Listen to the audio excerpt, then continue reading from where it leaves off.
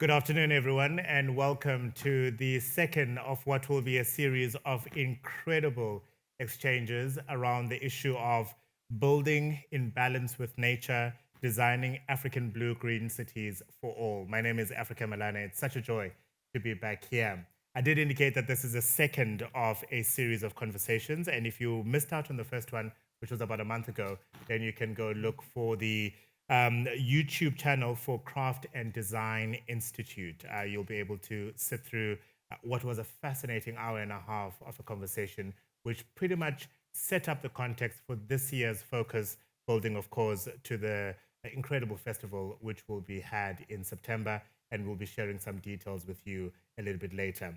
Thank you for taking time out on your Wednesday afternoon to join us. As always, you can use the functionalities on the platform to pose whatever questions you have to the incredible cast of actors, shall we call them, that I have with me here today. It's going to be engaging. It's going to be focused on livable urban waterways. And we focusing it on that because in the conversation we had a month ago, that seemed to be the one aspect that came across quite strongly. As the series continues, we'll be focusing on health and wellness, for example, and other aspects around this as we build towards the festival. Thank you very much for joining us again. The hashtag is Creative Exchange. It has become custom that we set the scene with two of the most important people in Cape Town right now. The first, the Consul General of the Consulate of Kingdom of the Netherlands, that's Sebastiaan Messerschmidt. Hello, Squire. How is it, Africa? I'm very well, thank you. How are you Very doing? happy to see you again, and also especially in this setting. It is. It's a beautiful setting, isn't It's it? a beautiful setting. I'm also very pleased with the Tutu Foundation that they open up the old granary to us every time. So let's begin with that. Thank you. No, indeed. Joining us as well on the couch is Group CEO for the Craft and Design Institute, Erica Alk. Hello, Erica. Hello, Africa. Good to be here too. You were in the City of Gold I was. a month ago. I was, yes. Lovely city, hey? Beautiful city. I love it. Yeah. I also love this one. So We're partly being nice to Stuart, who's one of our guests, who finds himself in Johannesburg at the moment. Sebastiaan, I started by giving some of the context as to where we are in the process and where we are in the series. It is design thinking. Yes. So process becomes important, isn't it? Especially because what you see, and you can really see it already on social media. If you look at questions of this nature, you'll find engineers getting together in a LinkedIn group, and you find maybe some people in communities getting together in LinkedIn groups, but they don't link together. So it's a design thinking where the different engineers of different disciplinaries come together. Maybe also the policymakers come together, but especially also the end users, the communities. Those should all be involved in finding those solutions that work in everyday life and in the streets. So that's why design thinking is important. That's why we call our festival in September Co-Create Design. Because that's where you want to end up. You want to get the people involved together around the table to get that solution that doesn't only look good on a drawing table of engineers, but also has the ownership of people that have to live with those solutions and maybe maintain them. And from your experience, how easy or difficult is it to get people across disciplines with specializations, because individually they do know best the areas they focus on, right? Yes. But, and I certainly buy into this, if we collaborate, if we have conversations, if we exchange ideas, collectively we'll come up with a better solution. You know, the whole school of design thinking came up because it's an incredibly difficult process. Engineers, policymakers, people in houses speak different lingos. We don't use the same words for the same problem. We don't look with the same glasses at these problems. So we all come from a different background. So that's why it's actually a complicated process, but it's doable if you are really willing to put in the effort to make it a shared process. That's why design thinking is actually really a bigger chance of getting to the right solutions than just the community talking or the policymakers talking or the engineers. Erica, we are talking about designing African blue-green cities for all. So it makes sense that at some point during the series, we're going to focus on the urban built environment.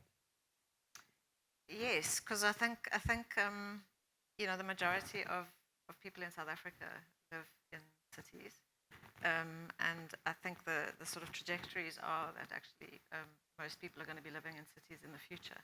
And I think we've got to.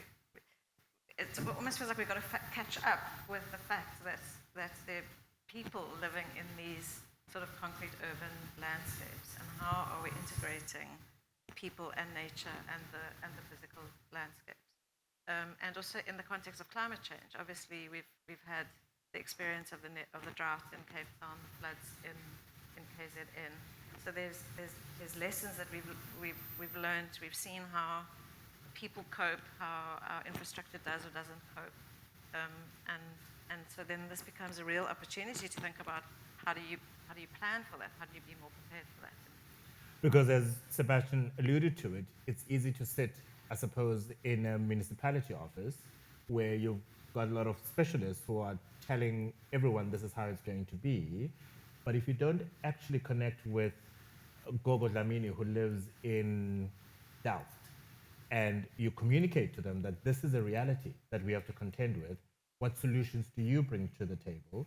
The design that we are coming up with, how much do you buy into it? Because the end user, as Sebastiaan was suggesting, becomes a critical element in this formula. Absolutely, and I think I don't know. I think it's something that we're seeing in South Africa, but probably in the world, where citizens are becoming much more engaged in demanding to participate and in demanding that planning or services or whatever take them into account. But I think the thing that we haven't solved yet, and maybe there's some case studies that we'll be able to explore through the series and in the festival, is the design thinking or the creativity process, the creative process, or the ideation process in terms of bringing the multidisciplines that Sebastiaan's talking about together is one thing. So it's one thing bringing those people together into the room to discuss the problems, to conceive of the solution, but it's a whole other story to actually implement and to keep all of those stakeholders on board and engaged in the process. And I don't think we've really cracked what that actually means in a lot of the great examples that we implement. And that's really where actually the hard work is. And it's time consuming, and it's, that's kind of like almost life. It's like where the idea kind of hits the ground and now you've got to make it happen, but you've got to sustain that. So I'm interested to hear what are the case studies or the examples of people trying to do that, and what might we learn from that, and where might there be solutions for that. Because Sebastiaan, you highlight this all the time. Yes, we can look certainly to the Kingdom of the Netherlands, to Europe, to other parts of the world, but the solutions will come from Africa. Yes. And some of those solutions, in fact, will be lessons for people outside of the continent. Absolutely. I stress this a lot, especially about water. Like we've seen Cape Town in 2018 and 17, we were allowed to use 50 liters of water. So water harvesting, how do you deal with water coming down from the skies in your water ponds, in the sea? There's something that you have dealt with, but not only that aspect, but also how do you reach out to the people? How do you get ownership of this problem? How do you get to people to change their behavior? There's so much that happened just in this city. And I imagine that the same is probably going on in KZN at the moment, where people have experienced and suffered the devastation of the floods, will come up with solutions that other countries and other regions in Africa and maybe further away will learn from. And we'll find out in a moment, because our first speaker is, in fact, from KZN. Let me say, for the moment, thank you very much. You have homework for the next 90 minutes, where you'll be making copious amounts of notes, and then you'll join me towards the end of the time just to reflect. That's Erica Alk, the Group CEO of the Craft and Design Institute, as well as Sebastiaan Messerschmidt, who's the Consul General, of course, for the Kingdom of the Netherlands. Geoffery Tooley is our first guest who's joining us online. He is from KZN and has gracefully, and we're very grateful for this, Geoffery, taken some time from your leave to join us, given, of course, developments in KZN and what it means. You are a senior manager for catchment management at eThekwini Municipality. First of all, what does that mean? I'm within the engineering unit, and thank you, Africa, for inviting me and having me part of this. It really is an honor, and I'm here because I'm passionate about urban waterways. So when I was approached and asked, I saw it more as a privilege than an intrusion into my leave. So thank you really much for having me here. So as senior manager for catchment management, I'm within the coastal stormwater and catchment management department of the engineering unit. And my portfolio, we look after the rivers and the river issues within our city. So related to flooding, we look at development proposals and how those impact or are impacted by our urban waterways. And so that's really where I fit in within the engineering unit. Let me then ask this. For those who don't know, what are urban waterways, and are they the same for each city? Most of our urban waterways are natural watercourses. There are a few that are solely engineered, but I'd say the majority are urban watercourses, are natural streams over which our urban sprawl has gone over or enveloped. And I think sometimes as humans and even engineers, we tend to forget that if we don't honor nature and we don't respect the boundaries that it sets, we learn some hard lessons. And these floods that we've just seen have reminded us of that. And so essentially our urban waterways are the natural streams to which we've developed very close, in some cases, some further away. And when we have flood events and when we have issues related like erosion on the banks of rivers, then our urban development is impacted. So that's, in a nutshell, for me, what an urban waterway is. And they can vary from cities to city. They're all essentially natural watercourses, but they vary in shape and size and catchment response time, etc. And hold on, let me. I'll give you a moment. I'll give you a chance now, Linda. I want to ask this as a follow-up question, perhaps. Is it possible to manipulate what those waterways are? So if it's inconvenient for whatever purposes of town planning and development to have the waterway going in that direction and you want it to go in that direction, do we have the technology and the tools to do that? And is it advisable? Well, I'm not sure what the saying is in Zulu, but we were reminded of it by some of our political leaders.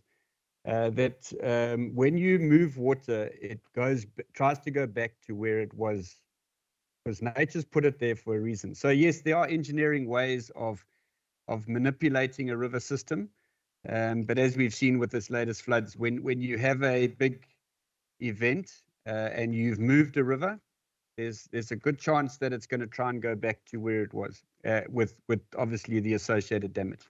No, for sure. Dr. Liz Day is the voice you heard there, wanting to interject, and I'll introduce Liz in a moment. And so, Geoffrey, be warned, there's a question coming for you.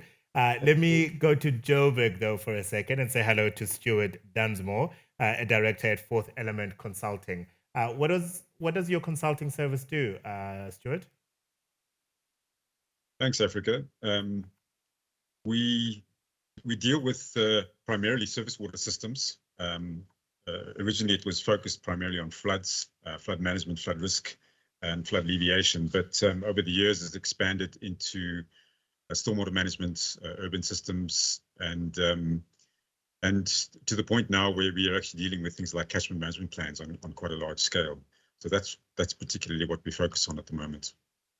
Whenever one has this conversation, the phrases revitalize, rehabilitate, care for waterways, for example, comes up. What do they all mean in reality?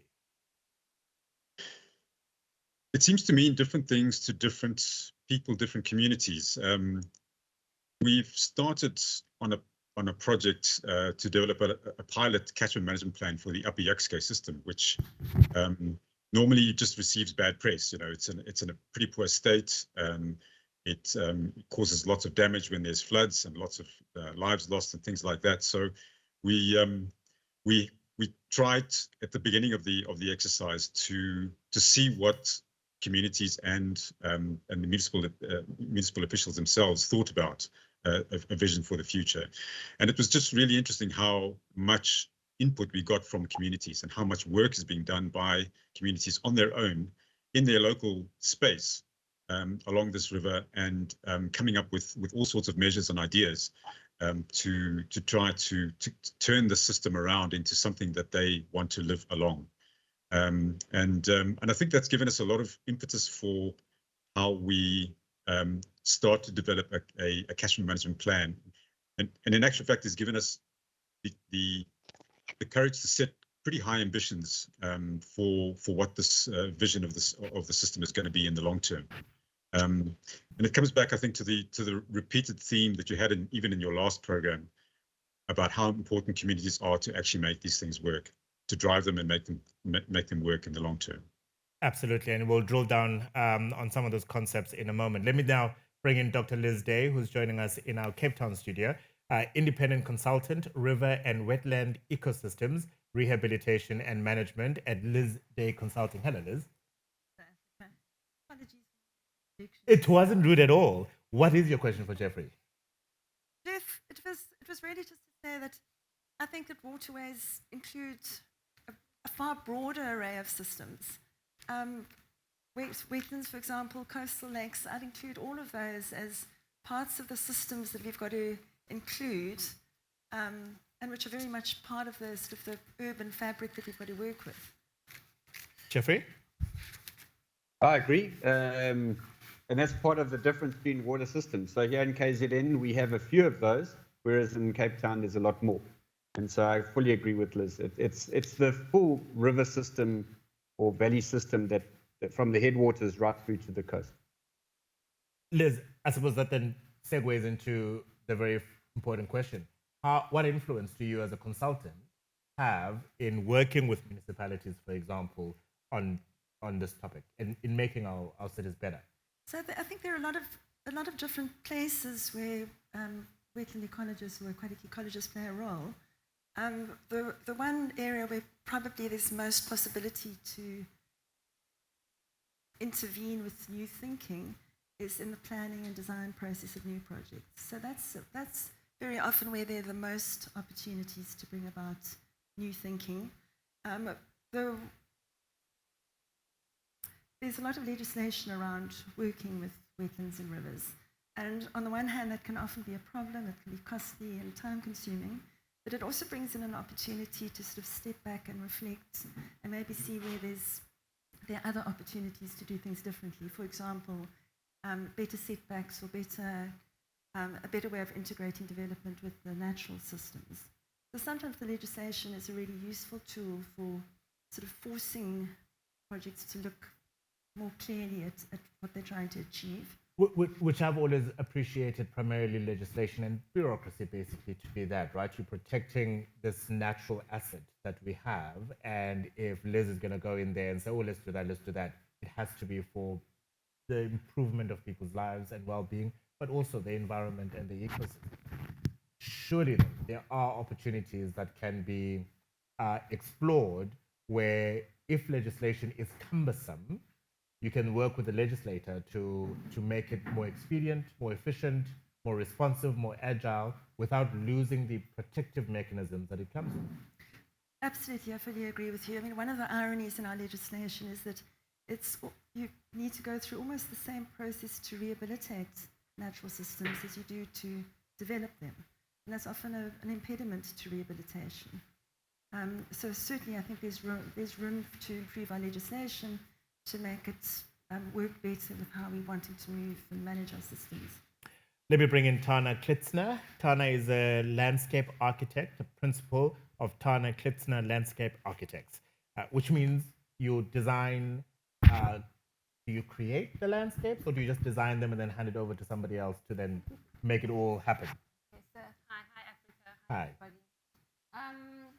So landscape architects, the lens that we look at the landscape through, I need to start with that first, and when designing, is really, we're looking to make healthy environments, natural environments, and healthy urban environments. And so we work very much on teams, but we come with a very particular lens where we're interested in what is maybe not so obvious, what's under the ground in terms of the geologies and the water, and in terms of the soils, and also how people socially inhabit that landscape. So our interest is all these sort of intersecting, overlaid and interweaving ways people interact with the landscape. And then our role is to design, to make places, to make sort of, we hope, poetic and exciting places and engaging places for people to interact with in the city as well as in the natural environment. So we are designers, but we are designers with a lens that filters sort of the environment is a priority for us, and which is why it's so important for us to work with all these other consultants. Working with Liz is critical for us to understand, and sometimes there seem to be constraints, and working with engineers, it might seem like it's constraints being put in front of you, but actually those constraints are incredible opportunities. Because the moment somebody says, well, you shouldn't do this because of X, then you ask why, and then you say, well, how can I do it? And then it leads to something else. So, Liz was saying that legislation is actually sometimes really useful. Just working with all these so-called constraints and turning them into opportunities. So that's our role, is really to imagine. And so the one thing I'd say is, and when I'm listening, is that we need visionaries when it comes to how we deal with these water systems. And there are systems. Sometimes they manifest themselves as bodies of water, and they might be seasonal bodies of water, and other times they manifest themselves, especially in Cape Town, which I'm more familiar with. You don't see the water for half the year, and then suddenly you have this post-water table, and it changes people's lives completely. Suddenly they're flooding. The water's not coming from a river, it's actually just elevated water table. So these are all systems that we need to work with, and they are incredible and very exciting to work with because they make different kinds of landscapes. And the opportunity, sorry, I'm going to ramble if you don't stop me. the opportunities are to start to create these green systems, these green-blue systems we're talking about, that weave through our cities and then actually join our communities in different ways. So rather than dividing communities, they can start to become these elements that knit our communities together. So that's where we sit. We sit very much in that zone of trying to imagine another 50 years or 100 years' time of how we're actually going to live in this environment. So rather than turning our backs on the canals and turning our backs on the rivers, how do we engage with them? And then on the other hand, we also very practically make things at the moment. Yeah. And it's little bit by little bit. Yeah. Jeffrey, I'm going to come back to you because here we have two consultants and a landscape designer. Over a month ago, of course, all of South Africa, and I would imagine the rest of the world, was paying attention to developments in KwaZulu-Natal, where we know so many people were displaced, and sadly more than 200 people also reported dead. It is heartbreaking that some of those families still don't know where the bodies of their loved ones are, where they are still searching for them. Let me ask the question in two ways. One, what are the positives and the negatives that came out of that? So what are the lessons we need to draw? And more importantly, how could these three amazing, wonderful people have made your life and the city's life easier by the design solutions that they brought and some of the consultant services that they would have brought? Sure, that's a very broad question, but I'll give it my best shot. I was excited to hear what Tarna was saying because it's what we are starting to see in our city, and I just want to start with that maybe as a segue. Is our urban waterways have been neglected for many years, and it's always been a place that hasn't really been looked after by anybody, and we've constantly asking this question now when we're engaging across the board with all different role players, from communities to NGOs, etc., is what does a rehabilitated urban waterway look like? And everybody has got their slightly different picture.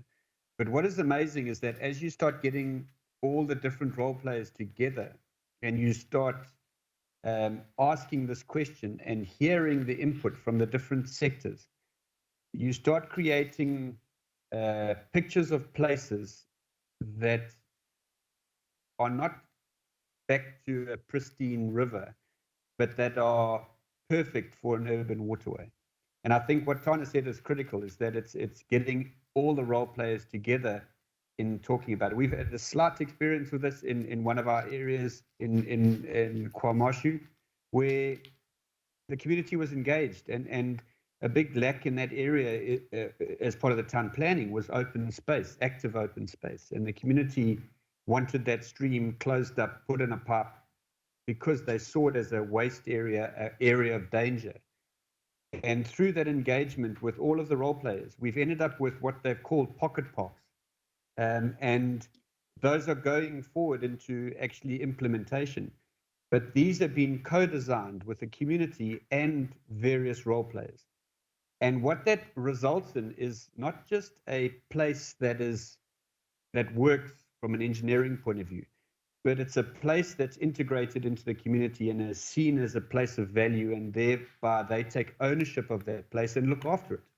And so sorry, I've digressed a bit, but I just wanted to touch on what Tarna was saying. Let me actually interject on that particular point. At which point did you bring in the end user, the community member? Was it right at the onset of the design thinking, or did you gather some experts in a room first, have them conceive some ideas, and then bring in the community into the conversation? So basically, we're working on a transformative river management program, which I'll talk a bit about later. But these streams were identified as needing intervention, both because of complaints from the community, but also because of issues we were seeing from an engineering point of view. And so right at the start, we engaged with an urban architect, and we brought in the role players, but with the community. And as I said, the first engagement was the community said, put a pipe in, concrete it over, close it up, we don't want to see it. They were taken through to Umlazi, to a park that had been started by a retired municipal official that had taken ownership of an open space area, and it really improved it fantastically. And they said, well, we want that. And so together, they then went back to their place of where they lived, and together they engaged with what did they need from a community point of view in that space. So we brought in the engineering input, the landscape architect input, the community urban designer input, with the community's guiding as to how that should look.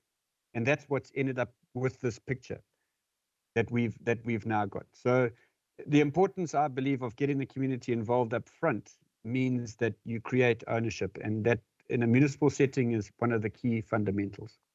I'll come back to the question on lessons learned following the floods in a moment. Liz, I want to bring you in here. One of the things we need to care about is the quality of the actual water that is in that waterway. And there was a brilliant example there by Jeff, right? Because surely one of the selling points to the community is, if we don't take care of this waterway, then it's not going to be useful to the environment or to you potentially as a community. Yes, absolutely. So I think water quality is one of the nuts that we've got to crack across all of our cities. Water quality can be the biggest impediment to rehabilitation. And it also affects, as Jeff says, it affects how people view and interact with their systems. Very difficult for people to care about rehabilitating an urban watercourse when actually it's being used to convey waste out of their surroundings. And that's a completely justifiable opinion. So I think water quality is something that's really important that we look at, and that needs to be done at a catchment level, not just at the level of a sort of a site. It's not something that can be done in a site-by-site basis. It's something that we've got to be looking at across our catchments, but it's crucial. And it's a responsibility of not only the municipality, because ultimately they need to, provide the legislative framework that allows for good quality of water. Then constitutional right, after all. But the community, if you bring them into that conversation, they take ownership of that as well. Yes, absolutely. So it's something that all sectors need to engage with. When you're talking about sewage and sort of sanitation, that's maybe something that where the municipality has to take a stronger role driving, but every citizen really plays some role in engaging with how clean their catchments are and what goes through them. Yes, No, I Tarna? was just going to ask Liz, because often when we're working in communities, the pollution in the water isn't even from that community, it's from upstream. So there's this whole sort of it adds up to become almost the community's problem, but it doesn't start off as their problem. You've almost got to go to source, don't you, and sort of understand if there's farmlands or factories or sewage works or other things along the way. So it's all cumulative. So that's why it's important at catchment level. Yeah. Yeah, I'd agree with that. And I think one of the things we need to look at more of is pollution tracking. A lot of cities are very good at monitoring pollution. That's really just sort of measuring an ongoing state as opposed to actively following it through and determining where those key source areas and where the low-hanging fruit is.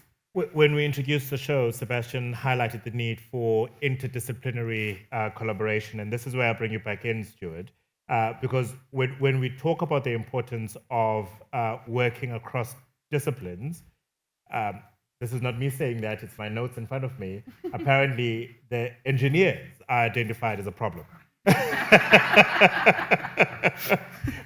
One, would you agree with this as a fair assumption? And if you do, what is the best way for us to resolve this rather challenge? We didn't say that. No, I'm not. No, by the way, no one on the panel said that. It's the researchers who put together these wonderful notes that I'm reading in front of me.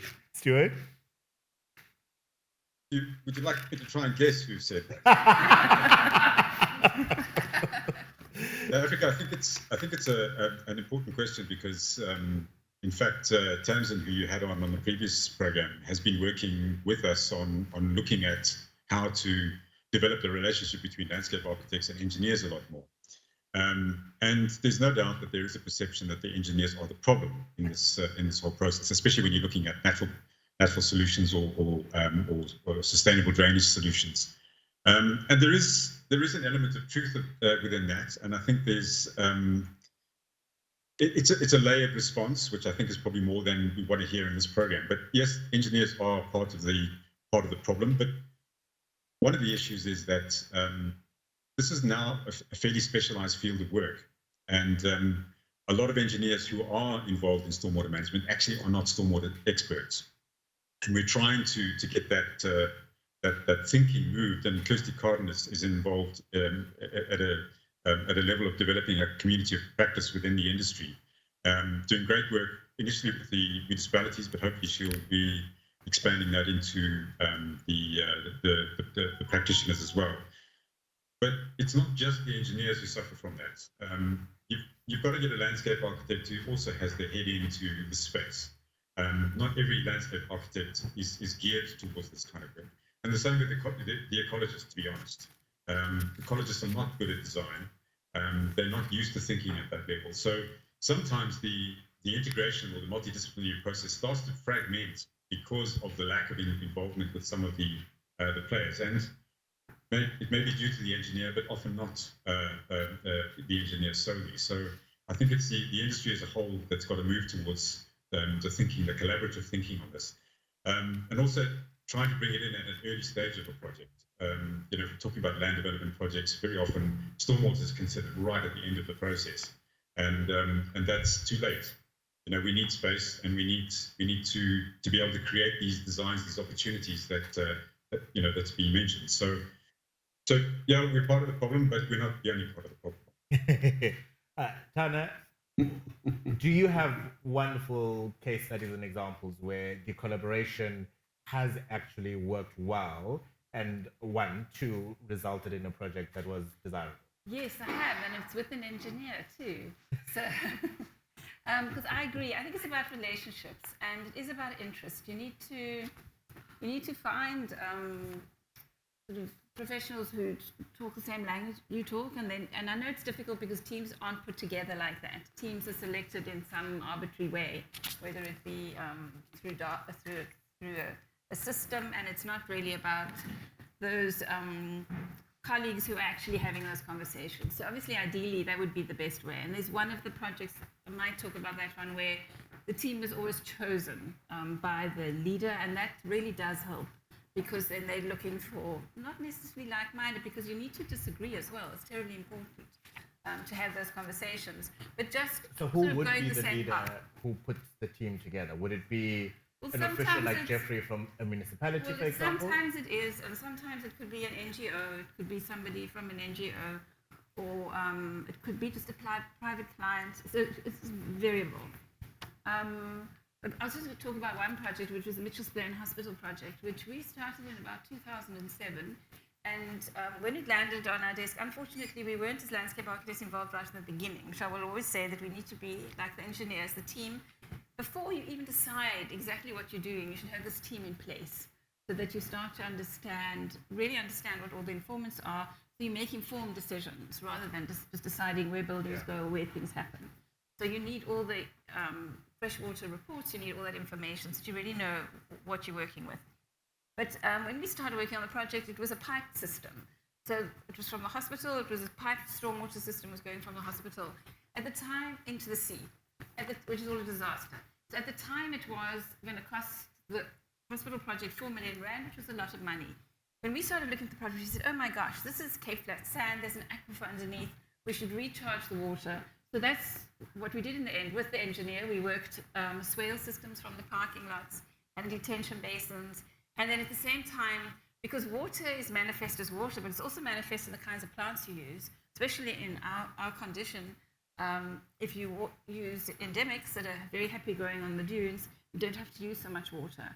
And they obviously trap water and make these incredible biodiversity corridors and places within the urban fabric. So in the end, we have this place which is because of the way we dealt with the water, and that was working with an engineer, and that was very successful. That's good to hear. Jeff, you have to put together a whole number of people who are involved in this project of, I suppose, building our cities. Do those people generally that you put together have an appreciation and an understanding of a need to build a water-sensitive city? Sure, not everybody, and I think what Stuart was saying, and Tarna, it's a work in progress of getting people to think differently. We've for many years have worked in our silos, and what is being highlighted over and over again is that we have to find ways of dealing with it from a systems point of view, and that is really the key. And so there are some, but what we've seen, and it's happened within our city. Sorry, I forget, am I coming through, right? Yes, you are. Yes, you are. Go ahead, Okay. Jeff. So what we've seen in our city, and it actually started with it was the basis of our team that works on the Transformative River Management Program, is we had someone called Dr. Deborah Roberts in our city, and she took an initiative of engaging with town planners, engineers. She's an environmental, I'll be careful what I call her, but she's involved with the international RPPC, is it? Yeah. But her background is in ecology. Her PhD was the formation of our Durban Metropolitan Open Space System. A lot of our rivers fall within that space. And she engaged with the different sectors and started to get us to talk and to learn about how what we did impacted on what other sectors or other fields had to do, and vice versa. And through that, we've seen champions being developed in each of the different sectors that now can talk the language. We can't do the landscape architecting, we can't do the urban planning, but we at least, as engineers, understand what our decisions, how they impact on those sectors. And the same has occurred the other way. It also applies to the environmental sciences. So I think, to answer your question, there's been a big improvement in this. There's still a lot of room for growth. And we are starting to engage with the universities. I know in the engineering side and bringing this water-sensitive urban design into the training material for our engineers and our technologists that are coming out of into the engineering field, out of our education facilities. Which is good to hear, but I'm hoping that in your tender documents as a city, you also make it very clear that whatever design ideas that will be brought to the tender process have to have a water-sensitive element to it. Otherwise, don't bother to tender. I mean, or am I just simplifying the process a little bit too much? Every city is slightly different. So bear in mind, there's obviously the city work that goes out to tender, but then there's also the private development. And so the private development is influenced through the policies of the city and through the town planning regulations and the building regulations that we have within each of the cities. And so I know we are, from an engineering point of view, on the stormwater management, there is a lot of discussion between the officials of the different municipalities. And right now we're in the process of, with the Water Research Commission, developing guidelines for floodline determination, which also impacts on urban development. So there's a lot of work that is actually happening in that side of things. I'll ask Liz in a moment about community needs, particularly where there's conflict between what the community needs and what I suppose the designers, be they developers or city, are trying to put in place. Let me go back to my earlier question. So a month and a bit ago, what went wrong? Oh, sure. What went wrong? Okay. We had, in some areas, in excess of 350 millimeters of rainfall within a 24-hour period. And what that translated to was extremely saturated soils. So a lot of the deaths that we saw was a result of hillsides literally falling down and taking rocks and everything down through urban settlements. We saw banks and retaining walls that had been there 30, 40 years being triggered and collapsing. So that was the one aspect that we saw in terms of the damage that was caused. The other damage that we saw was obviously our medium-sized rivers. Because of the extended rainfall period, our medium-sized rivers came down in flood, and we saw evidence of the work that we're doing with regards to this transformative river management program. We've identified a number of years ago that the big damages to our infrastructure were caused by solid waste, and that's always been blamed for a lot of blockages. But what we've realized is that 70% of the blockages we're seeing in our culverts is alien vegetation. And so we've recognized that the alien vegetation and the solid waste, so the alien vegetation is the initial block of the culvert, and then all the plastics and that catch on the branches and the biomass of the alien vegetation, which causes the virtual complete blockage of the culverts. And if you look at the picture behind me, that's an example of some of the damage where the water couldn't go through the culvert. It went over the road, washed the road out, and took out buildings and people's livelihoods. Fortunately, those weren't dwellings, they were businesses. So we didn't lose any lives at that spot, but we did lose lives elsewhere to drowning.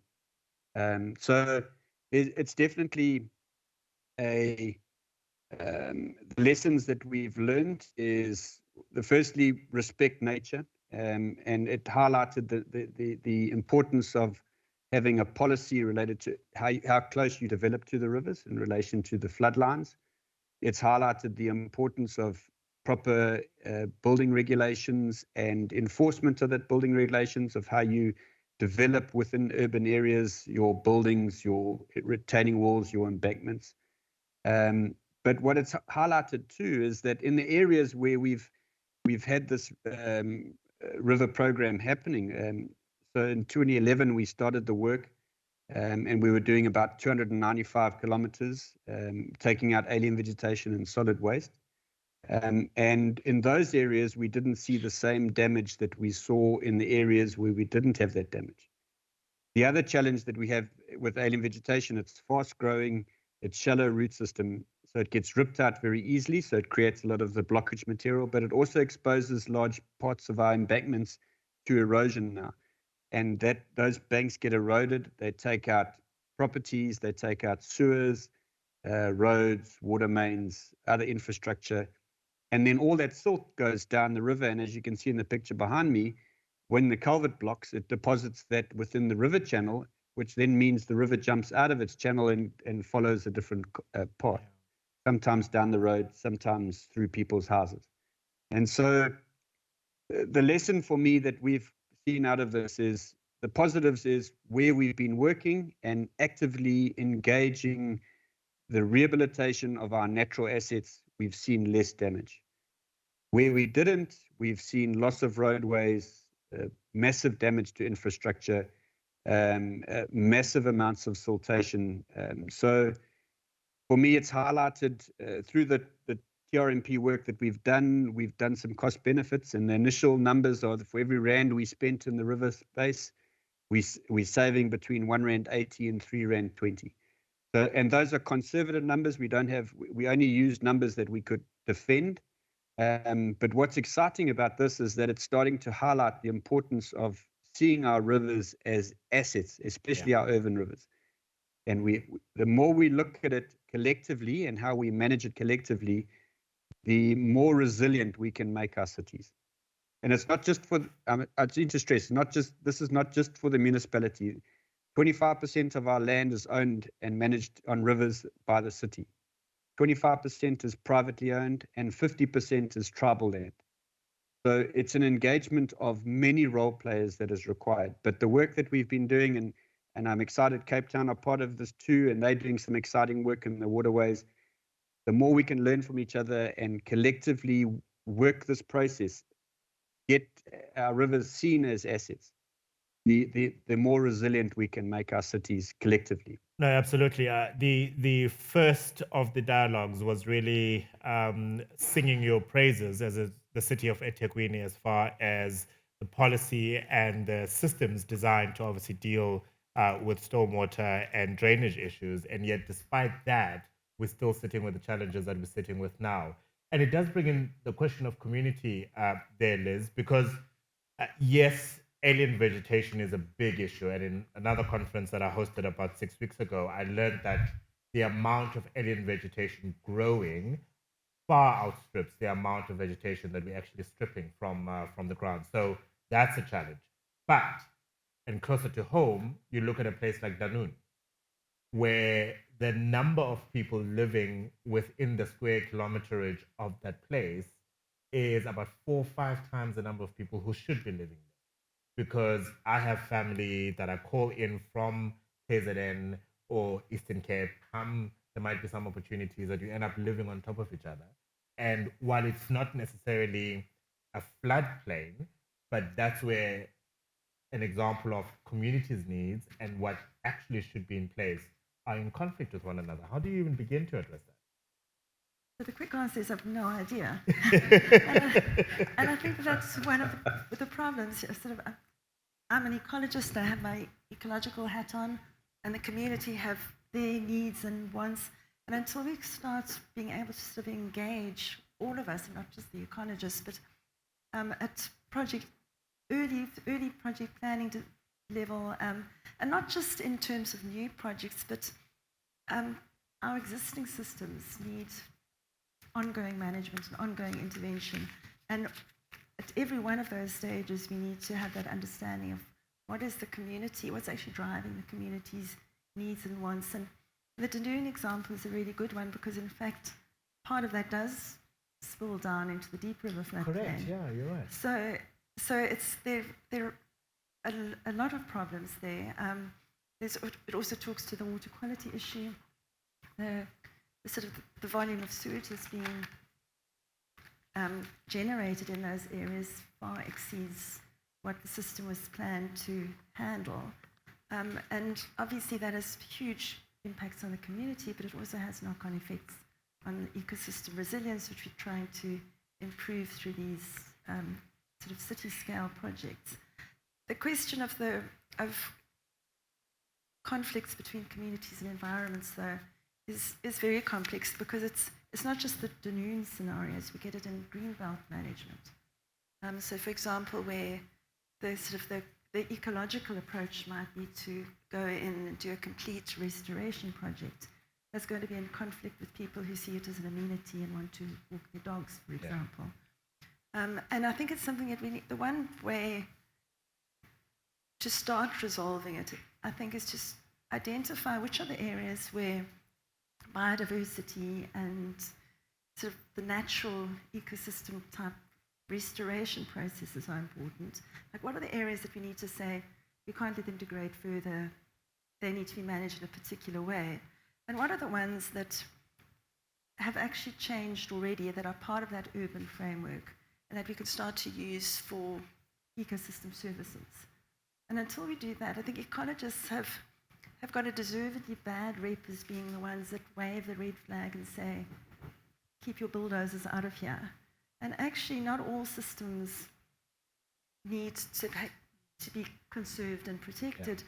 And I think part of what this blue-green approach is about is saying which are the systems that we can start to really integrate into our cities and use and get services from, and which are the ones that we need to try and treat differently.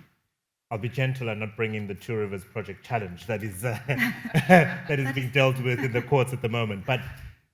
And we are using KZN floods as an example because it is an immediate and most recent sort of story, right? And in many ways, we are going into a rainy season in Cape Town, which is our winter rainfall.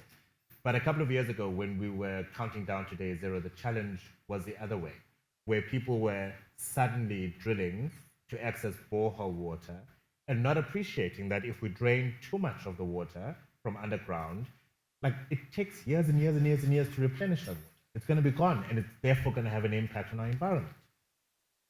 Yeah, absolutely. I think what you're talking about are the sort of unintended knock-on consequences, and we've got to be really careful about responding rapidly to a crisis in a way that damages our long-term sustainability. And the borehole drilling is a very good example. I mean, it's some of that drilling, we really don't know what the long-term consequences are. Yeah. Tarna, we've had I suppose, a broad definition of what a waterway is. What are examples of recognized waterways in Cape Town? And quite frankly, what opportunities exist in we recognize a waterway, what then? Okay, I'm going to turn it on its head.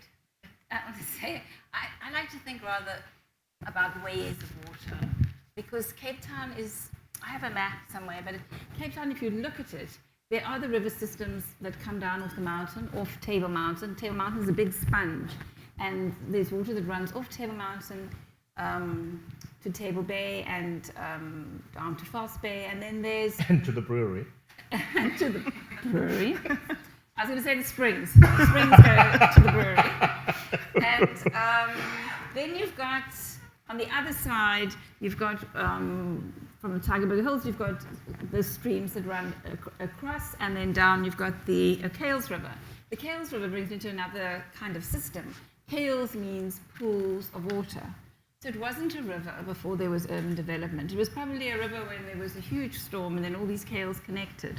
Liz, am I right? Correct. Yeah. Correct. And when all these kales connected, then it became a river. So for the most part, it was just pools of water. And the whole of the Cape Flats was pools of water, not river systems. Only during apartheid, with the dividing up of land and moving people onto the Cape Flats, which was inhospitable and uninhabitable, to make it habitable, they started to drain the Cape Flats. And those are those canal systems.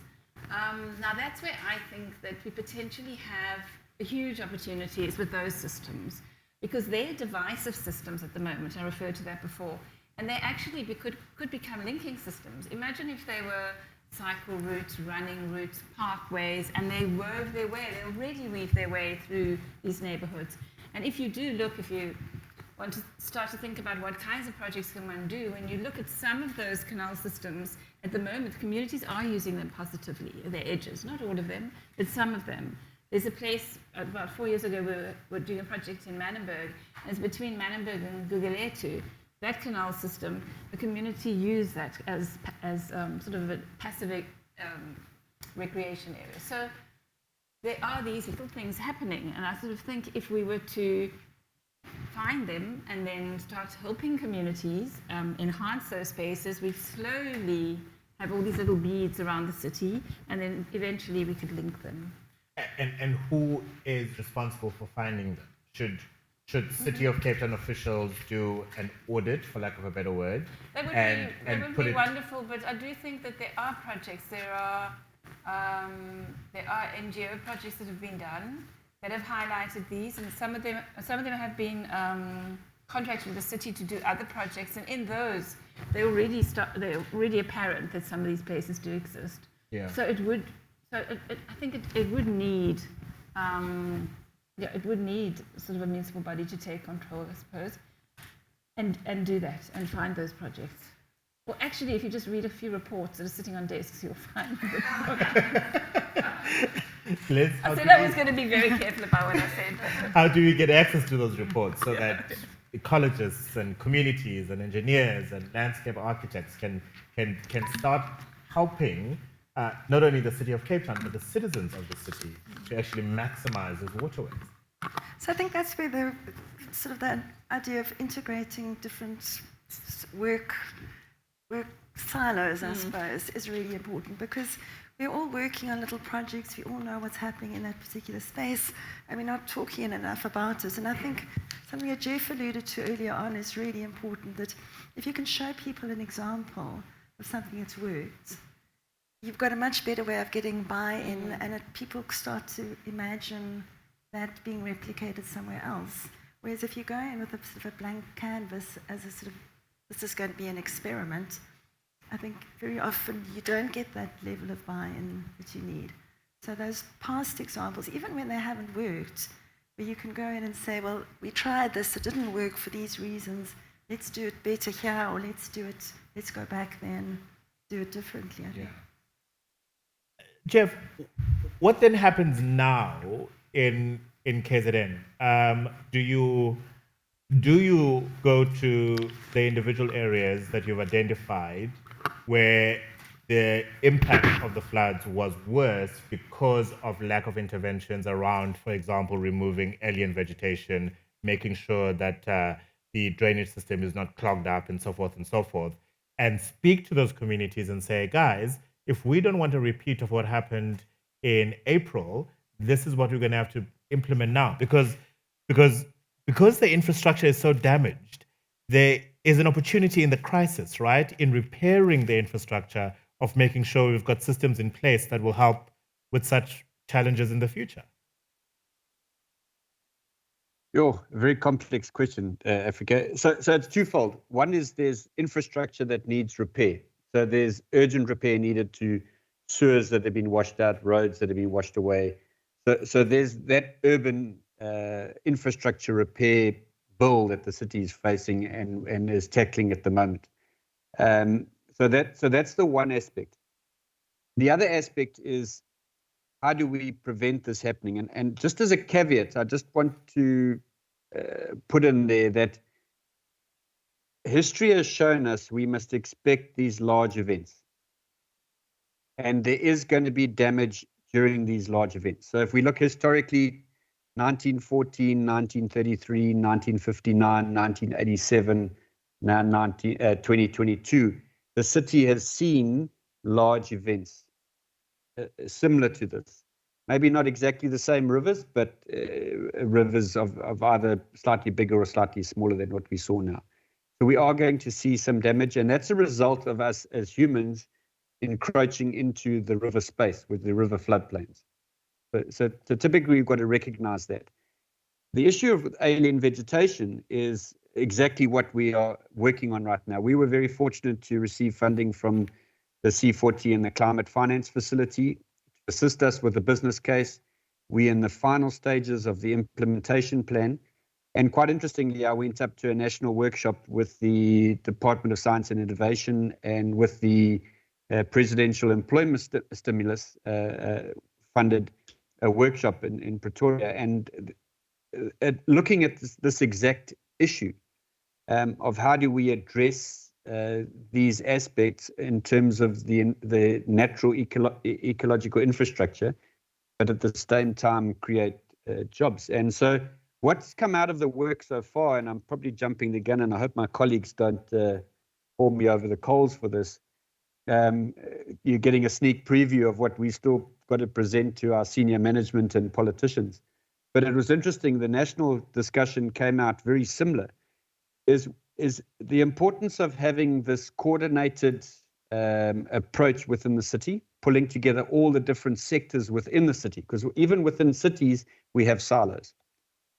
So coordinating the different works in the river space from the different sectors is important within a city. But what we've also identified is that there's an importance of having a body, however it's constituted, whether it's a non-profit corporation, that is set up by the private sector. Because of the land issue, the city is limited as to what it can do on private land in terms of spending council funds. And that's because of the Municipal Finance Management Act. But the importance of having this coordinated body within the city and then having a coordinated body that is external to the city, but that they work together. And the idea is to then use those two bodies to first coordinate, but secondly, to then access funding and set up projects within our river system. So what you talked about just now, the importance of a city getting involved, and how do you identify the different projects and coordinating, there's a role for the city to play there. But there's an even stronger role that can be played by NGOs, by the private sector in the same space. And if we can get a coordinated approach between city and private, we can access a lot more funding, because the key to this type of work is not these 2-year or 3-year projects that are funded for 2 or 3 years, and then after that the funding stops and you go back 6 months or a year later, all the alien vegetation is back. We need to maintain these assets like we're supposed to be doing with our roads, sewers, water mains on an annual basis. They need to be maintained. And these are urban assets that convey our stormwater through the city. So they need to be maintained on an annual basis like we do our other services. And by linking those together, we can look at finding ways of starting projects in the areas where we don't have projects right now to address the alien vegetation and solid waste. But what we've realized too with the discussion at National is that it's layered. So we need intervention at a skills development.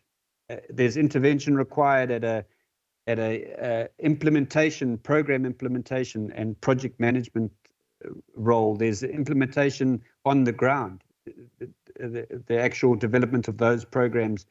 So there's a data collection, which is key in terms of monitoring, evaluation, and learning from the different work that we do there. So there needs to be a coordination between government and the private sector in terms of how we coordinate our efforts. And the reason why we're doing this is to benefit the city and to benefit the private people that live in the communities that live in there. And it's a collective effort.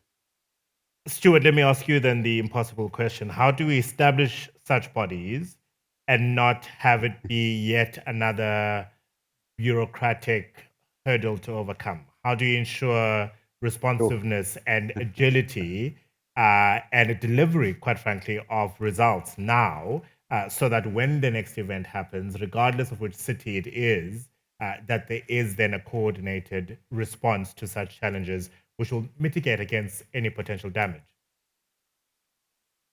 That's the key question. How do we achieve that? And that's really what we're battling with now as a city, is we're asking that question as well. But what's exciting for us is that we're seeing role players from external of the city that are putting their hands up and saying, we're seeing that you've given us some numbers through the C40 and CFF work. We can see the benefit of investing in this space. We are engaging with business, and I've yet to actually talk to a businessman about this idea that have said, I don't like this idea. All of them have said, you're showing us that there's a return on an investment here. You've been conservative, so if we can, how do we access this? And so your question, how do we get this happening? So it's not what we've come up with as part of the implementation plan, and again, I'm jumping the gun here for my colleagues, is it's got to be a small coordinated team that's passionate about this work. And we believe within our city, we have that. And then it's a case of finding or facilitating the setting up of a non-profit corporation that is driven through a mandate that can also access funding, because what we've seen is often these NPCs can access funding that the city can't access, and then bringing it together. But what we've also realized is there needs to be a flexibility. So we want that 1-year project that's funded by a local businessman to clean up a river, because it forms a part of the network that will, or the fabric that will form the basis of that community buying into a better space around the river. No, for sure. So it needs that flexibility, but we need also the bigger funding that's going to give us the big bang approach, because the quicker we can clean our rivers and take out the aliens, the quicker we'll see those benefits. And then how do we create the ongoing funding, whether it be through CSR funding, through enterprise development funding that is on a lot of companies' books? How do we access all of those and coordinate that together so that we get this ongoing work? I haven't answered your question. I've been a good politician. In fact, you've been so kind. You've taken Stuart's question. But Stuart, I suppose similar question to you, but add to the question the complexity where you have a ratepayer on the one side who goes, wait a minute, I am paying rates and services. I am paying taxes to national government and treasury. These are issues that are supposed to be addressed by local municipalities. Now you're asking me as the CSI director of a company to give you even more money in order for you to do your job. Yeah, it's important. I think that our situation in terms of flooding will be slightly different to Jeff's. I think a lot of our focus on improving the waterways is to actually work within the catchment. And that's where we are looking at the private investment. We're seeing a sort of a theme of going off-grid, whether it's off-grid with our sewage treatment or off-grid with our water supply or energy generation. But there's a trend now where a lot of our private development, the larger developers who are actually making a difference in river corridor management as well, they're looking for these independent solutions, and they're negotiating with the municipality, with the city of Joburg, on things like their rates and things. I don't know how far they're getting. But it is important, I think, for the city to start thinking about incentives. I think it was raised a bit earlier, but that if there is an incentive, and it's certainly the lesson from the international community that in terms of making these transitions within the municipal space, this kind of incentive approach needs to be considered, and that may be in terms of tariffs and things like that, or bulk contributions for infrastructure. Or it may be something more simple in terms of actually getting access to certain pieces of land to have that land used for other means. So that's certainly going to be an important part of, I think, how we expect things to progress in Johannesburg. Leadership is coming not so much from the municipality at the moment, but more from the community themselves. And with the sort of off-grid mentality, they're starting to implement things, even on the Yukske River, which is. I mean, we can see the pollution plumes from Google Earth, so we know where it's coming from. It's not that's no secret. We know where the system problems predominantly lie. But to actually make the rest of the river system habitable and part of the value of the piece of land, the developers are kind of doing their own thing. And that's not just the the developers, the NGOs as well are seeking their own funding to try and change their particular environments where they stay, and some of it's right up in the heart of the origins of Johannesburg. So you're talking about development that's taken place more than 100 years ago. They are making a difference even in those spaces. So I'm not sure how the city of Joburg is going to move with this catchment management plan that I mentioned, because it's only just been presented to them, and they know that there's going to be actions on their side. It'll be interesting to see how they take it forward, and they should have their eye on what Jeff and his colleagues are doing and what City of Cape Town is doing, because there's certainly some important leadership examples being shown in those spaces. No, for sure. Thanks for that. Tarna and Liz, neither of you work for the City of Cape Town, but what is Cape Town doing? Let's start with you, Tarna. I don't work for the city. I can't talk to what the City of Cape Town's doing in terms of rivers. I can talk to some of the things that I've come across, like the sustainable urban drainage, which is it's called SUDS. That system became policy in, I think, about 2010.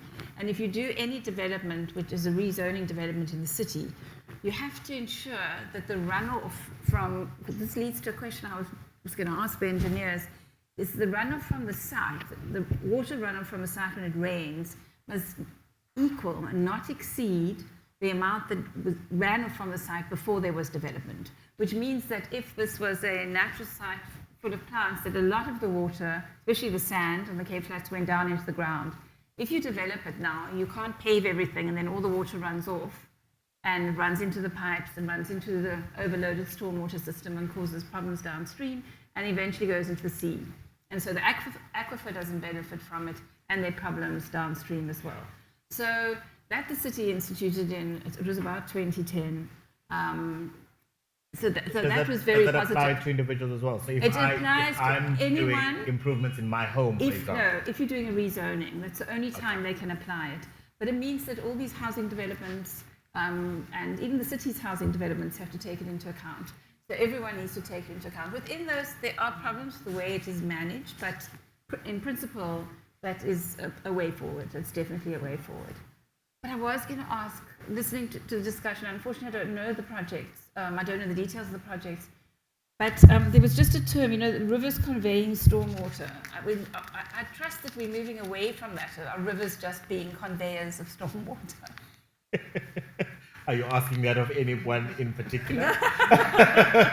Would you like to direct it to Jeff, or would you like to direct it to Stuart? Whoever would like to answer it. Gentlemen, whoever wants to go first. I'm going to answer it that before we were on this earth, our rivers were conveyors of stormwater, because stormwater is rainfall that runs off the earth. So I think, a case of it, our river channels do convey the stormwater. I can't say any more than that.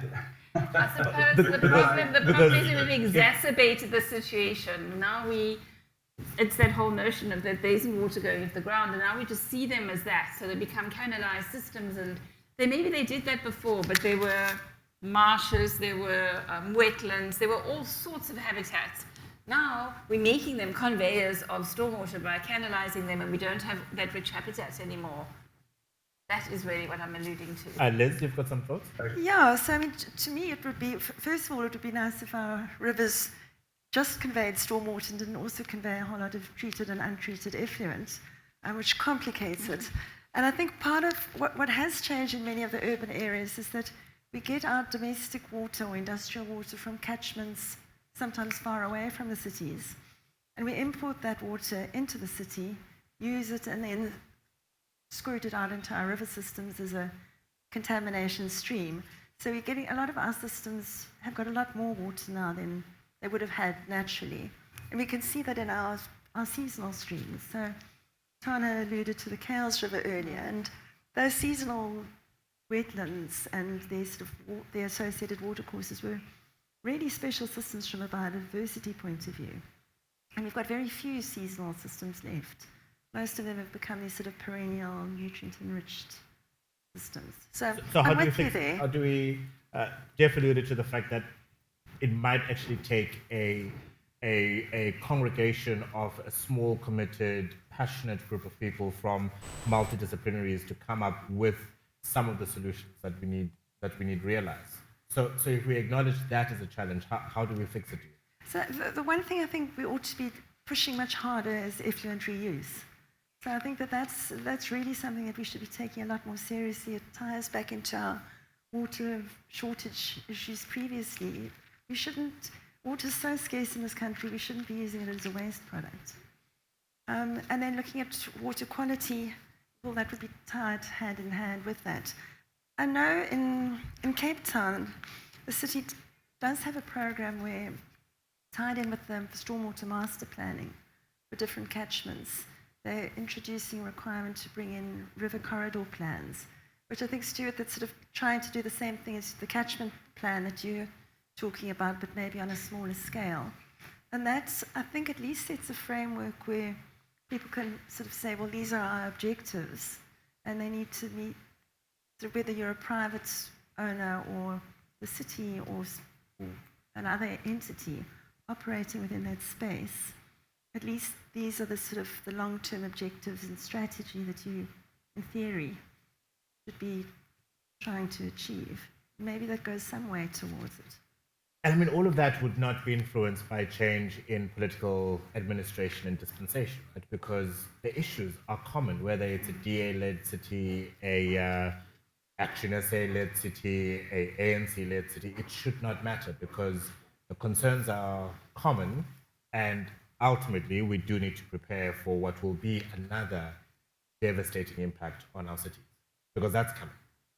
Yeah, absolutely. So we need to be building in the idea of resilience, which is becoming such a sort of overused term without actually thinking about what it actually means. But it does, yes, you're quite right. All communities are going to be affected. Well, it's going to be a very fascinating Co-Create Design Festival in September when we're trying to come up with solutions to such broad questions. Please join me in thanking our guests for this afternoon. Tarna Klitzner, a landscape architect and principal of Tarna Klitzner Landscape Architects.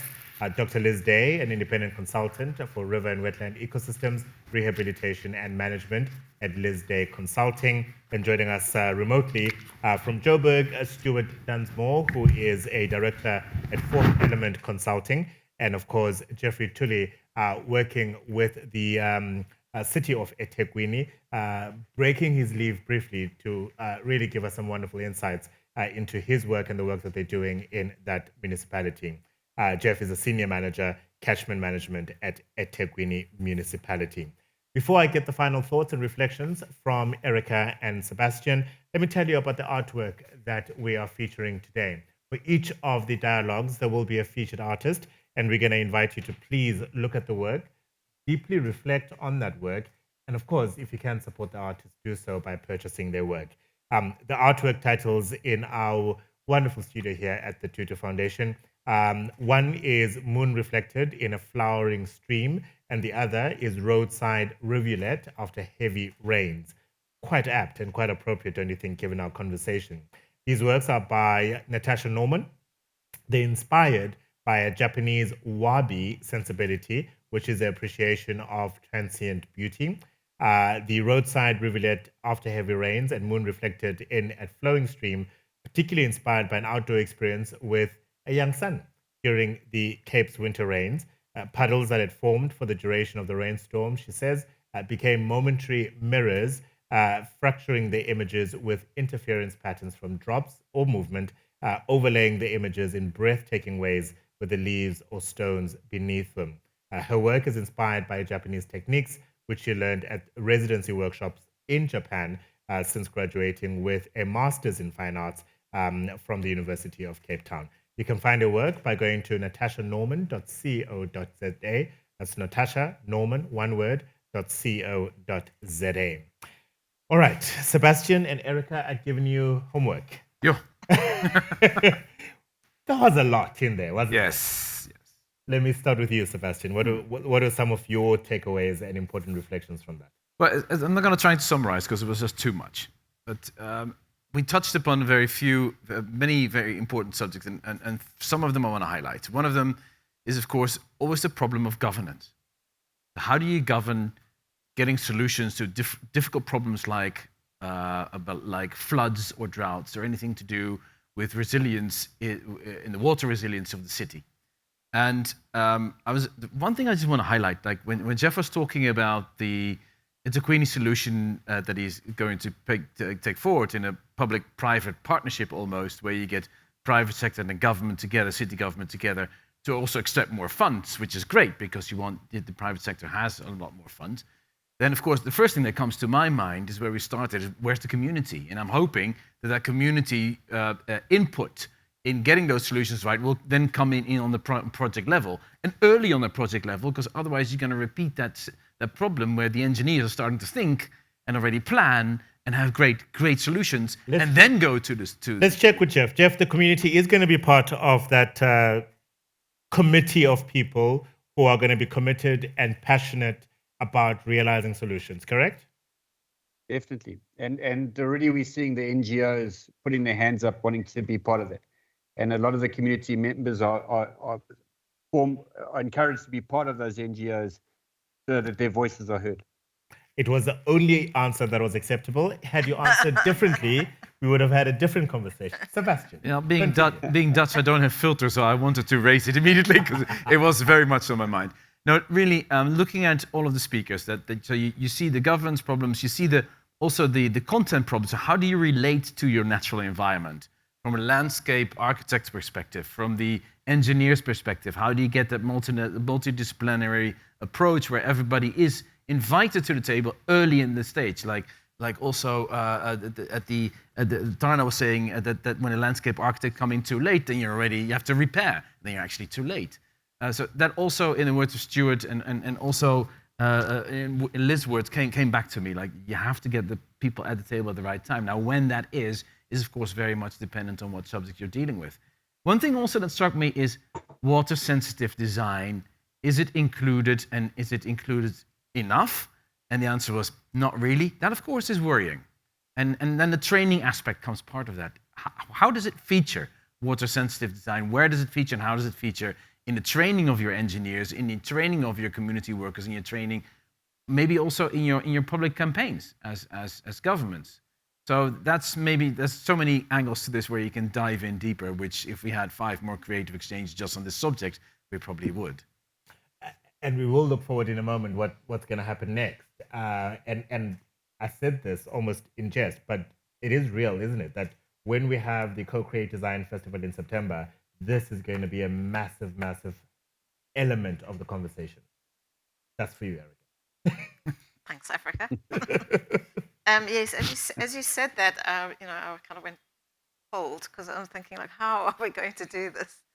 But luckily, we've got a couple of months to think about how we actually find a form for Co-Create Design Festival this year that maybe brings a different group of people into the room, and we can dive a little bit deeper into some of the issues and explore possible solutions. But what was nice, though, is that despite the deep questions that came out of the conversation, we already started seeing offshoots of solutions where there is collaboration, there is thinking, there are systems, there are processes in place that are looking to address this. Whether it's happening enough, widely enough, penetratively enough, that's a different conversation. But at least the thinking is there. Yeah. So, I mean, I think that one of the starting points for the festival could be, let's look at some of those examples in a little bit more detail to understand what happened. We could ask Jeff to come and give us a report back on the progress with establishing this forum. But then the other thing that sort of came up for me as a theme in this one and the previous one is that there's a lot about kind of sharing information and sharing knowledge, not just amongst different professionals and practitioners, but also with citizens and the community or participants. Because I think the reality is that we don't know what we don't know. Even if my expertise is in ecology, or my expertise is as a landscape designer, and I may have a fairly wide perspective, I'm still not an engineer, and I don't understand the perspective that an engineer is going to bring to the issue. I'm not an end user sitting in a particular context looking at the problem. So how do we, and maybe this is also something we could think about for the festival, is like, how do you build an information system or a knowledge sharing system that includes people and that provides them with access to information or examples or whatever that can inspire different thinking? And some of that inspiration will come from thinking. And some people are lucky enough to come up with a solution within half an hour. Other people like me might need days and months. And just the space to be given the opportunity to think, to reflect, to draw, to create, to, disregard all of that and start all over again. When we are discussing issues of climate change, though, there's an urgency to it. We need solutions now. So how do you propose we it's a difficult question, hey? How do you propose we tackle that and still give ourselves that space, the luxury to think? So Tarna made a very important point about constraints. That I think often we in the creative or the design process, you see a constraint as an irritation, or it's like, why do I have that constraint? But actually, constraints in a creative process are assets. I mean, they're very valuable because that's the boundary that you have to work with. So in a way, the sort of climate change and the sort of environment that we're in is a constraint that we have to more and more put on the table and think about how do we work with this? How do we find solutions for that? In terms of the timing question, I think it comes back to the governance. Yes. The sort of governance process or issue that Sebastiaan raised. And maybe maybe a part of that solution is the sort of kind of intermediary kind of organization that Jeff is alluding to, that can bring people together who aren't kind of drowning or whatever in the specifics of what it is that they're actually doing, and that have the freedom to think differently, to act differently, to be more nimble. Can I add to this? Of course. Because it's exactly what the design thinking process gives you, the structure, and then gives you the opportunity to then slow down, focus, and take the time to experiment and think and be creative. Without the structure, you see people running around wildly, screaming and shouting and protesting and banners up and everybody angry. Whereas if you have a real process in place, and that's what I like about the eThekwini example as well. If you have the process in place, then you create the time to slow down. Any big leader will tell you that when the crisis is big, the first thing they do, slow down, focus, and open the space for creative thinking. And that's what a creative design process does. If you have a good process in place, that's where great people like the Crafts and Design Institute come in. They can give you that process. They can give you that structure, for then have the people come together and start being creative and slow down as you have to come with the right solution. And what I'm hearing quite strongly this afternoon is that there are a couple of key players that need to either think preferably together or separately, and then get together and say, this is what we thought of. Yes. Government being one of them, and they only own a certain portion of the land, certainly in the city of Cape Town, is the case in Joburg, is the case in eThekwini. Then you've got the private landowners and developers who want to develop in that space. And their needs and challenges and processes will be different. Yep. But they must think. Yeah. They must start coming up with these sort of solutions and ideas so that we can then have an overarching conversation that hopefully realizes the best solution. And that conversation is hard because they speak different languages. So you need to have moderation to make sure that you bridge that language gap. An engineer does not speak the same language as a policymaker, does not speak the same language as a community NGO. Which is why we get a talk show host who's going to ask all the questions that need to be asked in order for something to be realized. Thank you, both of you, for your reflections. There's a lot of work. There's a lot of work that needs to be done, and this is a wonderful journey that we will do. All right. And thank you, of course, to all of our guests for this afternoon.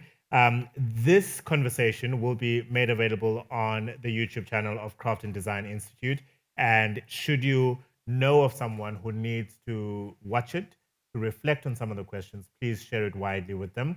The hashtag Creative Exchange doesn't stop now. It continues, and please use it to, I don't know, provoke some thinking, question, demand, celebrate, and brag about solutions perhaps that you have in question. We will have the next conversation in the month of June, and it will focus on health, well-being, wellness, and how this objective of designing an African blue or green city for all can help to address some of those challenges. Thank you very much for joining us. Have a wonderful, wonderful Wednesday.